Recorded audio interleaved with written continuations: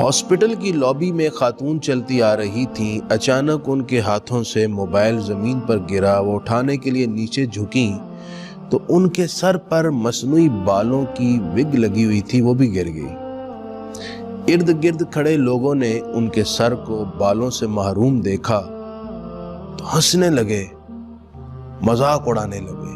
اس خاتون نے اپنے بال درست کر کے ان لوگوں کی طرف دیکھا اور گرتے آنسوؤں کے ساتھ کہا، خدا آپ میں سے کسی کو بھی کینسر جیسی بیماری میں مبتلا نہ کرے۔ ایکچولی اس بیماری نے میرے سر کے بال کھا لیے ہیں۔ ہم اپنے رویوں کے اعتبار سے بہت چھوٹے ہو گئے ہیں۔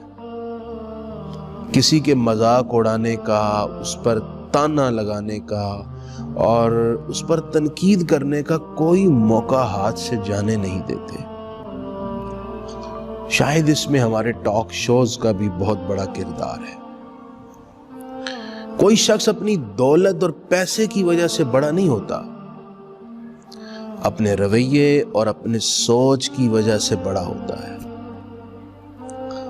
کچھ بچیوں کے رشتے دیکھنے کے لیے جب لوگ آتے ہیں اور متعدد رشتے والے آئے مگر بچی کو قبول نہیں کیا، پلٹ کے چلے گئے، وہ بچی پہلے ہی گھٹن کا شکار ہے۔ پھر رشتے داروں کی باتیں اور گھر والوں کی چبھتی باتیں بھی بسا اوقات اس بچی کو ایک نئی اذیت میں مبتلا کرتی۔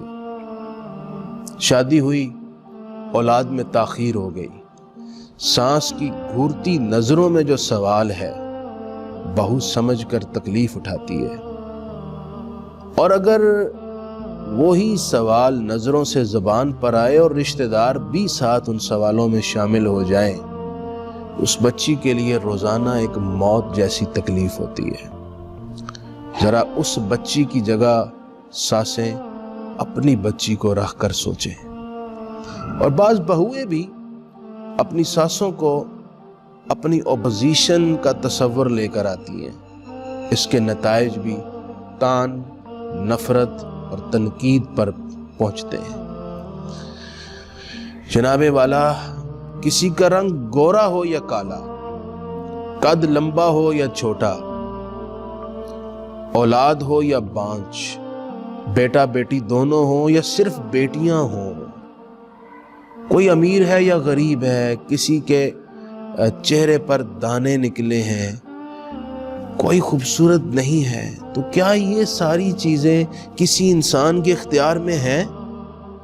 جب یہ کسی انسان کے اختیار میں ہے ہی نہیں تو ان کی بنیاد پر کسی پر تانے لگانا، اس کا مذاق اڑانا، کیا یہ درست عمل ہے؟ کیا ایک اسلامی معاشرے کے افراد کو یہ زیب دیتے ہیں یہ رویے؟ قرآن کہتا ہے، یا ایھا الذین آمنوا لا یسخر قوم من قوم عسى ان یکونوا خیرا منہم ولا نساء من نساء عسى ان یکن خیرا منہن ولا تلمزوا انفسکم۔ کاش کہ اللہ کا یہ فرمان ہمارے دل کی تختی پر نقش ہو جائے اور اس کے مطابق ہمارے رویے اور ہمارے لہجے اور ہمارے سوچے ترتیب پائے۔ اللہ فرماتا ہے، ایمان والو، کوئی مرد کسی دوسرے مرد کا مذاق مت اڑائے۔